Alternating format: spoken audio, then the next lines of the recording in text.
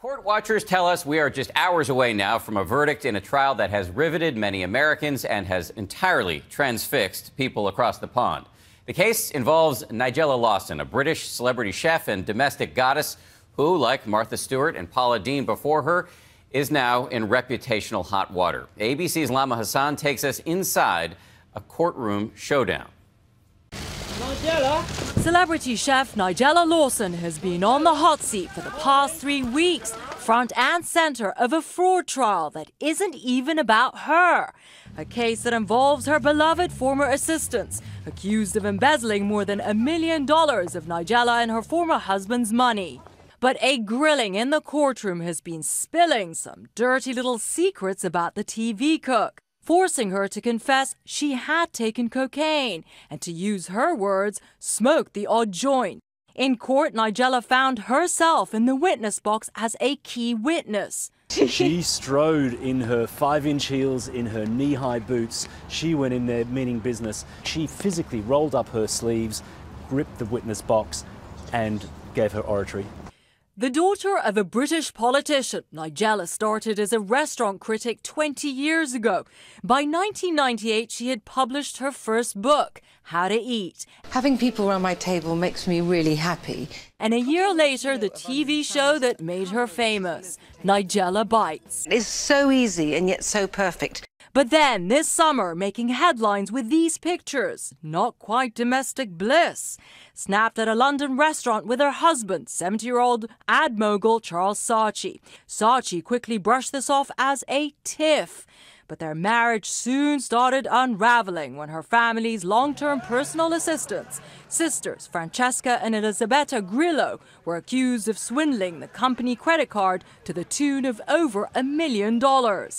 Saatchi alleged she was a drug user, dubbing her Nigella, saying in an email which was read out in court, "You were so off your head on drugs that you allowed the sisters to spend whatever they liked, and yes, I believe every word they have said."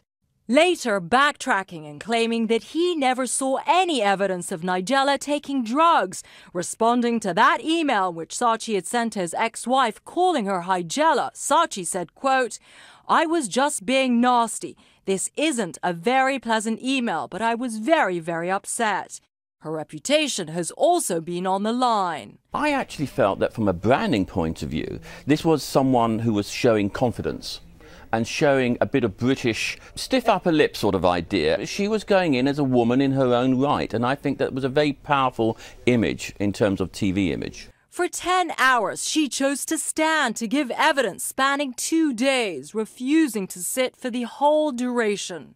It was her kitchen. This is what she does. She directs, she tells people what she wants them to hear. She stood and she was going to stand for the entire time it took for her to get her message across. How would you say she came across? Well, she stood up to give her evidence the whole time. She didn't sit down, and she seemed very businesslike. She tried to project her voice, and she did a great job of that. And she seemed to connect with everyone who was asking her questions. Nigella accused her former husband of a witch hunt in an effort to save his reputation and savage hers. He said to me that if I didn't go back and clear his name, he would destroy me. I freed myself from a brilliant but brutal man. Then, adding fuel to the fire, her former assistants turned their back on her in court, claiming she lied about her cocaine use. Francesca Grillo testifying she saw Nigella with white powder around her nose. Numerous rolled-up banknotes covered in powder lying around the house. Although both sisters admitted they never actually saw Nigella doing drugs, just evidence of drug use in her home. This isn't the first time a legal proceeding tripped up a domestic doyenne.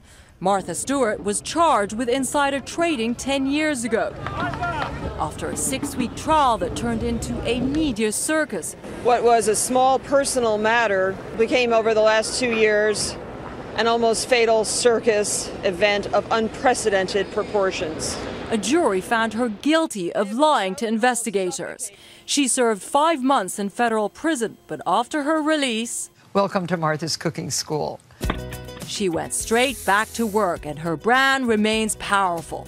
A very different outcome for Paula Deen, the belle of Southern cooking. It's a little bigger than a tablespoon, but that's a good start. Who faced accusations that she had used racial slurs when a former employee sued for racial and sexual discrimination. Her first apology, offered on YouTube, did not go well. I want to apologize to everybody for the wrong that I've done. A judge tossed the racial bias part of the case, and Deen settled the sexual discrimination charges. Thank you, darling. I love you.